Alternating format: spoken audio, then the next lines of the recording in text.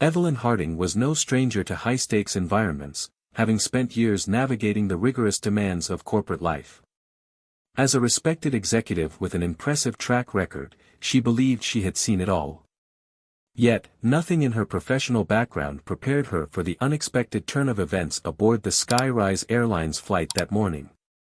Stepping onto the aircraft's plush first-class carpet, she briefly savored the idea of a comfortable, peaceful journey. She had just wrapped up a series of intense negotiations a few days prior, and this flight was supposed to be a well-earned moment of tranquility. Where are you watching from? Let us know in the comments below. If this story made you reflect, don't forget to like, share, and subscribe for more powerful content. From the moment she handed her boarding pass to the attendant near the cabin door, Evelyn sensed something was off. The half-smirk she received as she entered felt more condescending than courteous. Dismissing the odd greeting as a one-time slip in customer service, she tried to focus on finding her seat. The first-class cabin gleamed with polished chrome overhead compartments and freshly vacuumed aisle carpeting, offering an atmosphere of luxury. However, Evelyn's keen intuition told her that luxury alone didn't guarantee a pleasant experience, and that inkling soon proved accurate. Before she even settled in, Evelyn noticed that the flight attendants, who were usually attentive to first-class travelers, seemed to avoid making eye contact with her. A few quietly muttered words among themselves, glancing in her direction with unsettling grins. She pushed aside a flicker of concern, reminding herself that she built her career on maintaining poise under pressure. Yet, it was clear that this wasn't just a casual oversight. The air of disdain was tangible enough to make her skin prickle. As she placed her carry-on bag under the seat in front of her, she caught a glimpse of another passenger shooting her a puzzled look, almost as if wondering what someone like her was doing in first class. Evelyn refused to let it rattle her. She had fought her way to the top of a competitive industry and had no intention of letting a strange atmosphere disrupt her cool composure. Still, she couldn't help but question the behavior of the cabin crew, whose forced politeness felt more like an orchestrated performance of passive aggression than genuine hospitality. Little did Evelyn know that the discomfort she felt in these early moments was merely a prelude to a carefully choreographed plan. This flight, which she had hoped would be restful, was about to become an ordeal of humiliation, one that would test her resilience in ways she never imagined. Just a few minutes prior to her unsettling experience on the plane, Evelyn Harding stood in line at Riverside International Airport's first-class boarding area. She was wearing a fitted charcoal gray business suit, a subtle testament to her authoritative role as a prominent corporate leader. Her polished black heels clicked against the tiled floor as she advanced toward the gate, carefully balancing her sleek carry-on bag in one hand and a phone in the other. Though she had taken countless flights before, the airport's lively atmosphere never ceased to intrigue her. There was always a story unfolding in the lines of anxious, excited, or weary faces awaiting departure. On this particular morning, Evelyn's mind buzzed with thoughts about an upcoming presentation that could reshape her company's strategic direction. She briefly glanced at her phone to confirm her seat assignment, silently noting that she had been upgraded to first class for this cross-country journey. It was a welcome change of pace, considering her hectic schedule. Yet, as she neared the gate agent's podium, she felt a subtle tension in the air that made her second-guess whether this would be the relaxing trip she had envisioned. The gate agent, a young woman with a crisp Skyrise Airlines uniform and a polite smile, hesitated slightly when scanning Evelyn's boarding pass. A faint crease of uncertainty crossed her brow. Her eyes darted to the screen, then to Evelyn's name, and finally back to Evelyn's face. For a moment, it looked as if she was about to question whether Evelyn belonged in the first-class lane. Instead, the agent forced a stiff grin, handed back the pass, and mumbled a practiced greeting, adding a constrained, "Enjoy your flight." Evelyn thanked the woman courteously, but she couldn't shake the niggling suspicion that something was amiss. Over the years, she had honed an acute sense for reading body language, and the nervous energy exuding from the gate agent was unmistakable. Glancing behind her, Evelyn noticed a few fellow passengers eyeing her curiously, as if trying to place her in some mental checklist of who typically occupies first-class seating. The more she stood there, the stronger the strange vibes became. Nevertheless, she moved forward with steady resolve. Airports were naturally busy places, and unusual moments happened all the time. As she stepped beyond the gate and into the jet bridge, she told herself it was probably a trivial incident, one that would dissipate once she was comfortably seated. Little did she know, the real challenges were still ahead, waiting for her in the softly lit confines of the Skyrise Airlines first-class cabin. Once inside the first-class section, Evelyn Harding breathed a small sigh of relief, believing she could finally settle into her seat and mentally prepare for the flight. The cabin, outfitted with plush seats and discreet overhead lighting, typically signified a space of calm and indulgence. Yet, something felt off from the moment she walked through the curtain separating first class from the rest of the plane. Another passenger, a distinguished-looking man with neatly combed salt and pepper hair, glanced at her from across the aisle. His expression was an odd mix of surprise and condescension, as though she had intruded on a place she didn't quite belong. She soon learned his name was Leonard McAllister, when one of the flight attendants addressed him, offering a warm greeting that dripped with deference. Leonard acknowledged Evelyn with a fleeting nod and then leaned toward a companion seated next to him, whispering in a tone just loud enough for her to overhear.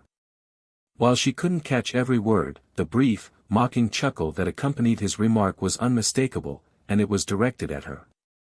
Evelyn had faced her share of skeptics in boardrooms, so she was no stranger to subtle put-downs. She understood that her success, especially as someone who had broken numerous barriers in her field, sometimes drew unwanted scrutiny. Still, it unsettled her to confront this attitude in what was supposed to be an exclusive, refined environment. First class was commonly associated with courtesy, not covert jabs from passengers who seemed determined to question her worthiness. Trying to maintain her composure, Evelyn slipped into her seat and fastened her seatbelt. Just then, she noticed one of the flight attendants, another piece in this unsettling puzzle, who avoided eye contact with her altogether. Instead, the attendant offered a bright, rehearsed grin to everyone else in the aisle, effortlessly sparking light conversation as she handed out warm towels. Evelyn couldn't help but feel singled out, as though the plane's atmosphere had conspired to make her unwelcome. Across the aisle, Leonard cast another disapproving glance in her direction. It was clear he found some amusement in her presence. Determined not to let his contempt disrupt her calm, Evelyn steeled herself and reminded her racing heart that she had navigated bigger obstacles in her career. Yet, the first seeds of doubt were planted. What began as a simple flight was now transforming into a stage for veiled hostility, one that threatened to escalate before the journey even truly began. Jacqueline Winters, the lead flight attendant for Skyrise Airlines, was a figure that seemed to command instant respect. Tall, self-assured, and always impeccably groomed, she wore her crisp uniform with an air of authority. Upon first glance, most would trust her to handle any cabin-related issue with professionalism and compassion. Yet from the moment she stepped into the aisle to address the first-class passengers, Evelyn Harding realized that the same warmth extended to others was not meant for her. The difference was subtle at first. Jacqueline bypassed Evelyn's row, offering no greeting or friendly acknowledgement. Instead, she focused on lavishing attention on travelers seated in the rows ahead and behind, engaging them with polite banter and radiant smiles. Evelyn tried to give Jacqueline the benefit of the doubt. After all, flight attendants often had demanding responsibilities, and momentary oversights were part of the hectic environment. But the longer she observed Jacqueline's behavior, the more intentional it appeared. She paid extra attention to a couple seated 2 rows ahead, enthusiastically describing the meal options and even suggesting the ideal wine pairing. Then she took the time to ask Leonard McAllister, seated just across from Evelyn, about his comfort level and whether he needed any additional blankets or pillows. Her meticulous attentiveness created a stark contrast when she finally reached Evelyn's seat. Rather than speaking directly to Evelyn, Jacqueline simply placed a menu on the tray table without making eye contact. There was no explanation of the day's menu, no inquiry as to what Evelyn might prefer. The silence itself felt like an unspoken statement, one that implied Evelyn's comfort level was of little consequence. In comparison to the cheery tone Jacqueline had used with the other passengers, this indifference felt calculated. When the time came to collect meal choices, Jacqueline made an elaborate show of confirming specific requests for everyone else. She jotted down notes, nodded understandingly at certain dietary restrictions, and even went so far as to comment on how exceptional the main course was today. Yet, for Evelyn, she barely paused. With a clipped tone, Jacqueline asked, "What do you want?" and scribbled something on her notepad without waiting for a full response. Evelyn felt her frustration rising, but she maintained the composure that had served her well in countless business negotiations.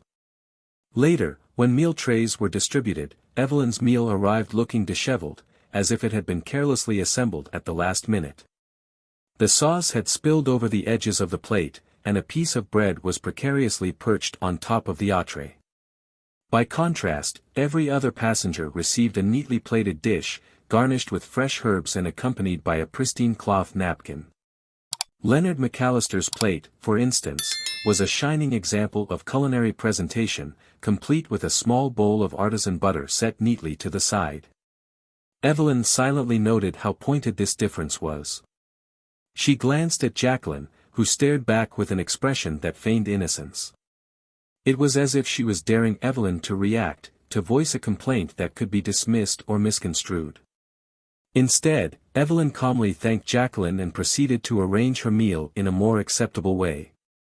She had encountered subtle power plays before in her career, and while this one played out at 30,000 feet, she recognized the tactic. Jacqueline's deliberate strategy was to demean without overt confrontation. The rest of the passengers, immersed in their own comfort, seemed to notice very little, although Leonard's slight smirk suggested he took pleasure in the scene unfolding. With each passing moment, it grew ever clearer to Evelyn that this flight would be a test of her patience and dignity. Jacqueline Winters had drawn a line in the sand, and the humiliations, though quietly executed, were only beginning to reveal themselves in full. Evelyn Harding sat in her seat, every detail in the first-class cabin seeming to amplify the tension around her. The air hummed with the quiet whir of the plane's engines, yet all she could really hear was the occasional snicker from nearby passengers and the hushed rustle of flight attendants bustling about. For most travelers, first class was meant to be an oasis of calm, a place to indulge in fine dining in comfortable seating. For Evelyn, it had become a stage where she was the reluctant centerpiece of an unspoken drama. Despite the unease simmering beneath the surface, she maintained her composure with a practiced grace that came from years of corporate negotiation and boardroom battles. She knew she couldn't allow every slight or insult to unnerve her. To respond with anger might only validate the unkind treatment she was receiving. Still, remaining composed did not mean she was unaware. On the contrary, she was acutely attentive to each dismissive glance, every subtle omission of courtesy, and every poorly concealed whisper that floated through the cabin. Not far from her row, Leonard McAllister was clearly enjoying the spectacle. Since the very beginning of the flight, he had made little attempt to hide his scorn. Whenever Evelyn tried to focus on something else, her phone, the in-flight magazine, or even gazing out the window at the endless expanse of sky, she felt his eyes on her. If she happened to glance up, she would catch that self-satisfied smirk, or hear the tail end of some derisive comment he made to his seat companion. Though Leonard's words were never loudly stated, they were just loud enough for her to catch a phrase or two, ensuring she was aware of his contempt. Meanwhile, Jacqueline Winters, the lead flight attendant, continued to orchestrate what felt like a calculated, collective snub. She expertly managed everyone else's needs, asking if they required more pillows, extra drinks, or dietary alternatives. Passengers around Evelyn received warm courtesy and attentive service. Whenever Jacqueline approached Evelyn's row, though, her demeanor would shift. She'd become cold and brisk, as if eager to be done with her. In one instance, she refilled beverages for an entire row but skipped Evelyn entirely, moving on without so much as a glance in her direction. It wasn't a mistake or forgetfulness. She had made direct eye contact with Evelyn the moment before, only to pass her by in favor of others. Evelyn felt her pulse quicken at these slights, but she kept her outward expression neutral. She knew that losing her temper would only add fuel to the unkind fire raging beneath the polite veneer of the first-class cabin. That didn't mean she was accepting the treatment. In fact, she was quietly making a mental list of every single instance of disrespect. She had learned from her professional life that the devil is often in the details. Precise, recorded observations can carry weight when the time comes to address wrongdoing. She also noticed how other passengers responded. Some, like Leonard, seemed amused or even pleased by the situation. Others appeared more indifferent, perhaps unaware of the nuanced bullying unfolding or simply unwilling to intervene. Evelyn couldn't entirely blame them. It was easy to miss something like this if one wasn't paying close attention, and many probably wanted to avoid drawing attention to themselves. Still, she found it disheartening that no one stepped in, not even a small gesture of solidarity or a sympathetic nod. Silence can speak volumes, and in this case, it seemed to echo a complicity that felt all too familiar in certain corners of the corporate world. As the flight attendants prepared for the mid-flight service, Evelyn braced herself. She suspected the next wave of slight would come in the form of meal service, or perhaps another form of pointed neglect. She tried to distract herself by looking through some work files on her tablet, reminding herself of the significant responsibilities awaiting her once she landed. Her position in a prominent company meant she had to uphold a certain standard of professionalism no matter where she was, even 30,000 feet above the ground. Yet, as she scrolled through a report, she couldn't ignore the soft murmur of conversation drifting from Leonard's seat. She heard bits of sarcasm laced with her name, references to her presumed status, that made it sound like he questioned her credentials entirely. She might have dismissed him as a bitter traveler had he not been so relentless in his commentary. His words carried a tone of elitism that reminded her of the very attitude she spent her career fighting against, those who dismiss individuals without ever knowing their true capabilities or backgrounds. Jacqueline, for her part, seemed keen on nurturing this toxic atmosphere. She would pause for a few extra seconds by Leonard's seat, sharing a knowing smile or a light laugh, as if they were quietly conspiring. Evelyn couldn't be sure if they were actually collaborating in this treatment or if Jacqueline was simply fueling Leonard's arrogance by giving him preferential treatment. Either way, the result was the same. Evelyn remained isolated, singled out by her exclusion. Some might have snapped under the constant barrage of subtle, and not so subtle, insults. But Evelyn had a depth of patience honed by years of negotiations with some of the toughest figures in the business world. She resolved to stay calm, to take everything in, and to save her energy for a time when it could be used more effectively. This wasn't about pride, though pride certainly played a role, it was about principle. She believed no one deserved to endure such orchestrated humiliation, especially not in a space intended for comfort and respect. So she continued to keep her reactions measured, every slight captured in her memory for future reference. Each moment of deliberate disregard was like another note in a ledger she was compiling in her mind, a record of what was happening and who was responsible. Eventually, she knew, she would have the opportunity to present these facts to the right people, in the right setting. For now, she had to endure the flight with the dignity she had cultivated over years of professional challenges. Her quiet, unwavering resolve would prove to be more powerful than any harsh remark Leonard could make or any act of spite Jacqueline could dole out. Evelyn Harding observed the scene unfolding in the first-class cabin with a mixture of disbelief and resignation. Jacqueline Winters, the lead flight attendant, seemed even more resolute in her efforts to single Evelyn out. Time and again, Jacqueline would glide down the aisle, her posture and smile radiating friendliness, until she neared Evelyn's row. The moment she came within a few steps, her demeanor would freeze. The warmth vanished from her eyes, replaced by a cool indifference that bordered on hostility. It started with small details that grew impossible to ignore. Whenever Jacqueline asked if anyone needed a refill or a snack, she inevitably skipped Evelyn's seat. Passengers around her received second and third offers of refreshments, some of them politely declining but clearly impressed by the attentive service. Even Leonard McAllister, whose antagonism toward Evelyn had been as obvious as the seatbelt sign, received a personal inquiry about whether he preferred sparkling or still water. For Evelyn, not a single question was asked, she might as well have been invisible. Her attempts to signal that she, too, might like some acknowledgement or service were met with a pointed refusal to engage. If Evelyn made eye contact or raised her hand politely, Jacqueline would pivot on her heel and move on as though an entirely different call for attention had sounded across the cabin. One of the junior attendants noticed the pattern and looked troubled by it. But clearly overshadowed by Jacqueline's seniority and formidable presence, he limited himself to uneasy glances at Evelyn rather than stepping in to address the imbalance. At first, Evelyn managed to maintain a calm facade. She reminded herself that she'd faced worse challenges in her professional life.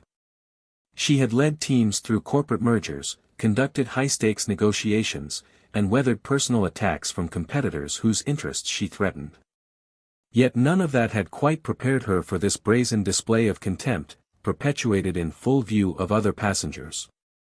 It was a puzzle to her how one flight attendant could feel so certain of her ability to degrade a first-class passenger without facing consequences. After a while, though, the tension in Evelyn's body began to mount. The cabin's atmosphere felt oppressive, each minute punctuated by a new slight. She tried to distract herself by reading, but her eyes kept sliding away from the words on the page. Every time she heard Jacqueline's voice drifting in from the aisle, she braced for the subtle sting of exclusion. It was as if a spotlight had been cast upon her, exposing her isolation. Jacqueline's behavior escalated in small but noticeable ways. She would offer to take away trays from surrounding passengers, leaving them with a courteous, "Please let me know if there's anything more I can do." Yet when she approached Evelyn's row, she would snatch away her tray without a word, sometimes even avoiding looking at her directly. On one occasion, she made a point of wiping a table behind Evelyn's seat with exaggerated diligence, all the while pointedly turning her back to Evelyn as if to broadcast that she had no intention of offering the same courtesy. Leonard McAllister, seated a short distance away, seemed to relish the spectacle. Each time Jacqueline bestowed extra kindness on him, fetching him an additional blanket or placing a dish of gourmet chocolates on his tray, he cast a smug glance in Evelyn's direction. He never said anything overt, but the unspoken message was clear enough: "You are not welcomed here." For a brief moment, Evelyn considered whether Leonard's standing or influence might have prompted Jacqueline's behavior, as if he had pressured her into this treatment. Yet the more she observed, the more it appeared that Jacqueline acted entirely of her own accord. This was her personal vendetta, though for reasons that remained obscure. Evelyn had a strong inclination to confront Jacqueline directly. She wanted to ask what exactly was behind the hostility, to demand an explanation as to why she was being treated so poorly. But she knew that any overt conflict at 30,000 feet could quickly escalate, possibly jeopardizing the safety or comfort of other passengers. Moreover, her hard-earned experience told her that emotion-driven responses rarely resolved complex power plays. Instead, she made a measured decision, to document each occurrence in her mind, much like collecting evidence for a future dispute. Every snub, every dismissive glance, every effort to serve everyone but her became another line in the growing ledger she kept in her thoughts. One part of her longed for the flight to reach its destination swiftly, to escape this enclosed environment where every movement felt scrutinized. Yet another part of her recognized that the situation could be a test of character. Regardless of Jacqueline's motivations, Evelyn did not intend to stoop to the same level of discourtesy or hostility. She held on to her composure as though it were a life raft, reminding herself that integrity was not something to sacrifice simply because she found herself in inhospitable territory. As the flight continued, the cabin settled into a kind of uneasy equilibrium. Other passengers dozed off or immersed themselves in their own activities. The lights overhead dimmed slightly to encourage rest, but Evelyn remained alert, her mind racing with the implications of Jacqueline's orchestrated neglect. She wondered if there was any higher authority on board, perhaps a head purser or another senior staff member, who might intervene. But Jacqueline seemed to be at the apex of the cabin's chain of command, confidently running the show. By now, Evelyn's feelings had moved beyond mere anger or indignation. She felt a resolute determination forming inside her, a clarity about how people in positions of trust and responsibility should conduct themselves. Jacqueline might have chosen a path of antagonism, but Evelyn believed firmly that justice has a way of surfacing, even when hidden among the clouds. She would persist with quiet strength, gather her facts, and, when the time was right, reveal everything. Until then, she would endure each snub and slight, certain that, in the long arc of accountability, dignity and truth stood the best chance of prevailing. Jacqueline Winters moved through the first-class cabin of the Skyrise Airlines flight with an air of polished authority. Throughout the journey, she had maintained her pattern of preferential treatment, directing kindness and attentiveness to every passenger except Evelyn Harding. Whenever Evelyn requested anything, be it a simple refill of water or a clarifying question about in-flight services, Jacqueline offered curt, dismissive responses. By now, Evelyn had grown used to being overlooked, but she had yet to experience a direct confrontation regarding her choices or preferences. That was about to change in a most humiliating way. Shortly after the plane reached cruising altitude, the crew began circulating with the lunch menu. Typically, dining in first class was a highlight for many passengers, and Evelyn hoped that at least the meal might provide a pleasant diversion from the tension that had been mounting since takeoff. She scanned the menu, noting a few enticing options: a seared salmon fillet, a grilled vegetable dish, and a decadent steak drizzled with a creamy peppercorn sauce. Although she had little appetite after enduring Jacqueline's constant snubs, she decided it would be wise to eat something. Her day upon landing would be long, filled with meetings and deadlines. When Jacqueline finally reached Evelyn's row to take her meal selection, she offered no friendly greeting or suggestion about what might taste best.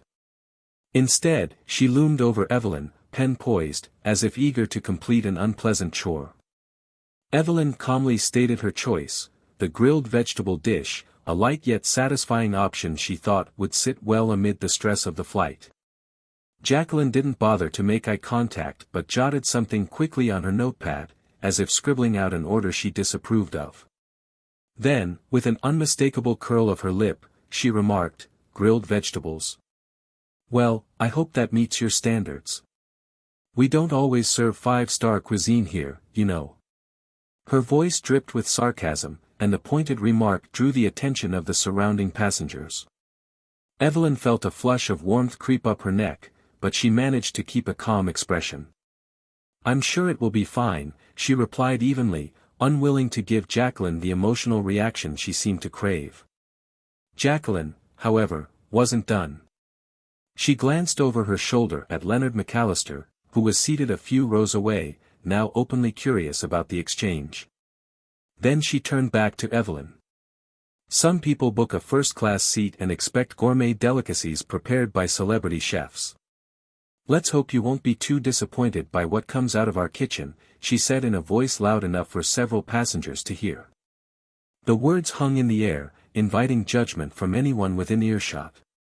Leonard, for his part, snickered audibly. A few others shifted in their seats, uncertain whether to intervene or to ignore the tension. Evelyn resisted the urge to roll her eyes or snap back with a retort. Instead, she just inclined her head politely, hoping that her silence would diffuse the situation. Yet Jacqueline didn't move on. She lingered there, her posture indicating she found amusement in Evelyn's discomfort. "I suppose if the meal fails to live up to your standards," she continued, adopting a mockingly sweet tone, "there's always the snack basket or, you know, some peanuts from economy if that's more to your liking." A couple of passengers, possibly uncomfortable with the overt belittling, tried to redirect their attention by flipping through magazines or pretending to examine the in-flight entertainment screens. Leonard, on the other hand, leaned forward in his seat, looking as if he were enjoying the show. Evelyn sensed his eyes on her, waiting for a response that might stoke the flames of conflict. However, she refused to grant him that satisfaction. "Thank you for the suggestion," she replied softly, her voice measured, though there was a tremor of emotion beneath. "I'll let you know if I need anything else." Finally, Jacqueline nodded sharply, jotted another note on her pad, and walked away. Even as she departed, she cast a half-smirk that suggested her words had been calculated to leave a sting. With the lead flight attendant gone, the tension in the immediate area receded, though the mood in first class remained heavy. Evelyn could almost feel the collective relief of those who hadn't wanted to witness a confrontation, yet there was no denying that Jacqueline's actions had delivered a potent blow to Evelyn's dignity. In the minutes that followed, Evelyn tried to focus on a business report she had downloaded onto her tablet, but her mind kept replaying Jacqueline's derisive words. She reminded herself that she had endured worse in corporate boardrooms, where skepticism and challenges to her authority were common. Yet the public nature of this humiliation, unfolding in front of strangers at 30,000 feet, carried a different weight. She wondered if Jacqueline's tirade was fueled by some personal vendetta or prejudice. Perhaps the flight attendant assumed Evelyn didn't belong in first class, and humiliating her was a twisted way to reinforce that belief. A short while later, when the meal service began, Evelyn braced herself. Despite Jacqueline's cutting remarks, she hoped the food itself might at least be decent. But when her plate arrived, delivered by a junior attendant rather than Jacqueline, she discovered a carelessly assembled dish. The vegetables were soggy, with a watery sauce seeping across the plate. A wilted lettuce leaf garnish topped it all off, as though someone had tossed it on without the slightest care. By contrast, she observed that Leonard received a beautifully plated steak, complete with a garnish of fresh herbs and a small bowl of aromatic sauce on the side. Evelyn inhaled a steadying breath, steeling herself against a rising sense of frustration. No one should have to endure such blatant insults, but she knew she must handle the situation with dignity. Looking at the tasteless meal in front of her, she forced herself to take a bite, reminding herself that her purpose here was not to indulge but to stay nourished for the work that awaited her upon landing. Each forkful of soggy vegetables was a reminder of Jacqueline's calculated disdain, a means of reinforcing that, in this cabin, Evelyn was the outsider. Yet, somewhere beneath the humiliation and anger, Evelyn felt a spark of resolve. This orchestrated campaign against her was unjust, and it wouldn't be forgotten once the flight landed. She had spent her career advocating for fair treatment, and the events of this flight only strengthened her determination to hold accountable those who wield their authority to bully and demean. For now, she would finish this meal in silence, letting her composure stand in silent defiance. But she knew a reckoning would come, one that would ensure no one else had to endure the same brand of airborne hostility that she was experiencing right now. Evelyn Harding had spent the flight under a cloud of hostility, her patience tested by every sneer and snub. Now, as the aircraft droned steadily through the clouds, she realized she could no longer remain silent. All her life, she had advocated for equitable treatment, not just in boardrooms and offices, but in all aspects of the industry she served. There was a time to endure quietly, and there was a time to speak up. This, she decided, was that time. The catalyst came when Jacqueline Winters, the lead flight attendant, once again circled through the first-class cabin with measured poise. She paused at Leonard McAllister's seat, brightening her expression into a near-perfect smile as she attended to him. Leonard, who had reveled in making snide remarks at Evelyn's expense throughout the journey, seemed to savor Jacqueline's extra attentions. Even from a few rows away, Evelyn could hear the two of them sharing a conspiratorial, mocking undertone. After catering to Leonard's every whim, Jacqueline turned toward Evelyn's row. She didn't bother to lower her voice, apparently unconcerned that half the cabin might overhear her words. "Ms. Harding," Jacqueline began, drawing out Evelyn's name as though each syllable tasted bitter, "is there anything else you'd like to critique before we land? Perhaps you have more opinions on how we should run our flight." Evelyn looked around and realized that several other passengers had taken note of the exchange. Some were subtly craning their necks, brimming with curiosity. More than a few wore expressions of discomfort or disapproval, as though they sensed a line was about to be crossed. Even so, Jacqueline stood tall, arms folded, as if daring Evelyn to push back. A powerful calm washed over Evelyn in that moment. Gone was the frustration of being singled out, in its place was a firm resolve born of the knowledge that words have weight when used at the right time. She rose from her seat in a measured, deliberate way, taking care not to startle nearby passengers. Her gaze locked with Jacqueline's. "I do have an opinion," Evelyn said, keeping her tone even. "Since you asked, I think you should know exactly who you've been speaking to with such casual disrespect." A faint ripple of curiosity passed through the cabin, prompting a hush as people leaned in to catch every word.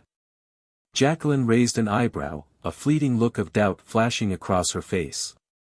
Leonard McAllister, whose expression of smug amusement had rarely wavered, watched with evident fascination. "And who might that be?" he interjected, as though the answer couldn't possibly be remarkable. Evelyn offered Leonard a polite nod before returning her attention to Jacqueline. "I'm an executive director of aviation ethics and inclusion," she said, voice calm but resonant. "I also serve as a senior consultant to the CEO of Skyrise Airlines. My role is to ensure that our flights, from top to bottom, embody the values we claim to represent: respect, integrity, and fairness." The hush in the cabin deepened, broken only by the hum of the engines. For a moment, Jacqueline's composed facade cracked. Her mouth opened, but no words came out. Leonard blinked in disbelief, his posture stiffening like someone who had just realized he'd bet on the wrong horse. One by one, the other passengers processed Evelyn's revelation. A younger couple across the aisle exchanged wide-eyed glances, clearly astonished at the turn of events. An older man seated a few rows back visibly straightened in his seat, as if re-evaluating everything he'd witnessed so far. Evelyn felt the collective focus shift. No longer was she just a passenger subjected to the whims of a flight attendant wielding authority like a weapon, she was someone who held significant influence within the very airline they were flying. Jacqueline tried to regain her composure. I wasn't aware, Miss Harding," she managed, stammering slightly. The words rang hollow, a last-ditch attempt to salvage the veneer of professionalism she had so blatantly abandoned. Evelyn regarded her calmly. "I assumed as much," she replied. "Still, ignorance doesn't excuse the way I've been treated. It doesn't explain the targeted hostility or the refusal to offer basic courtesies. It certainly doesn't align with our airline's customer care guidelines, or with industry standards as a whole." A palpable unease coursed through the cabin. Jacqueline's posture sagged incrementally, as though an invisible burden had settled on her shoulders. Nearby, Leonard's typically smug grin had given way to an uneasy frown. It seemed he, too, had suddenly realized the consequences of his scornful remarks. Silence clung to the air for several seconds, as though nobody quite knew how to proceed. Evelyn broke the tension by exhaling softly and taking her seat once more. She didn't raise her voice or make any show of power. She didn't need to. The truth of her identity and position was enough to shift the balance in the room. Jacqueline cleared her throat, the crisp edge of her uniform rustling as she tried to stand straighter. I sincerely apologize," she began, stumbling over the words. I didn't intend for you to feel unwelcome." Evelyn fixed her with a steady look, letting the moment stretch out just enough to highlight the dissonance between Jacqueline's words and her actions. "Your apology is noted," she said, maintaining a poised tone. "I trust that any further interaction we have will be more in keeping with our airline's values." With that, she picked up a file from her seat pocket and redirected her focus to it, signaling that the conversation was over, at least for now. Around her, the other passengers seemed to exhale in collective relief. Some discreetly turned back to their own affairs, while others lingered on the scene, exchanging loaded glances that spoke of shared astonishment. Jacqueline hesitated another moment, her face a tumult of conflicting emotions, then forced herself into motion and continued down the aisle. Though the flight would continue, everyone in that cabin sensed a seismic shift in dynamics. Evelyn's calm disclosure of her position had upended the power balance that Jacqueline had so carefully manipulated. No one doubted that the repercussions of this revelation would be far-reaching, not just for the rest of the flight but for everyone involved in the days to come. And for Evelyn Harding herself, the revelation was both a relief and a reminder: no matter how meticulously one plans or how high one's position, it's in the spontaneous moments of truth where real integrity is tested, and where the line between authority and accountability becomes unmistakably clear. Evelyn Harding sat back in her seat, allowing herself a moment of composed reflection. Only moments earlier, she had finally disclosed her position: Executive Director of Aviation Ethics and Inclusion and Senior Consultant to the CEO of Skyrise Airlines. Her calm but firm declaration had sent waves of surprise and unease through the first-class cabin. Eyes still lingered on her, as though everyone was waiting to see what might happen next. Jacqueline Winters, whose mocking attitude had fueled much of the tension during the flight, was visibly rattled. She stood at the forward galley, taking measured breaths, as though struggling to compose herself. Gone was the confident lead flight attendant who had commanded the cabin with such certainty. In her place stood someone who, in an instant, seemed keenly aware that her actions had serious repercussions. Leonard McAllister, who had spent the flight delighting in Evelyn's discomfort, now appeared subdued. He repeatedly glanced from Evelyn to Jacqueline, his once smug grin replaced by a look of nervous calculation. It wasn't difficult to guess that he might be re-evaluating his role in the ordeal, trying to gauge whether he too could face consequences for his words and behavior.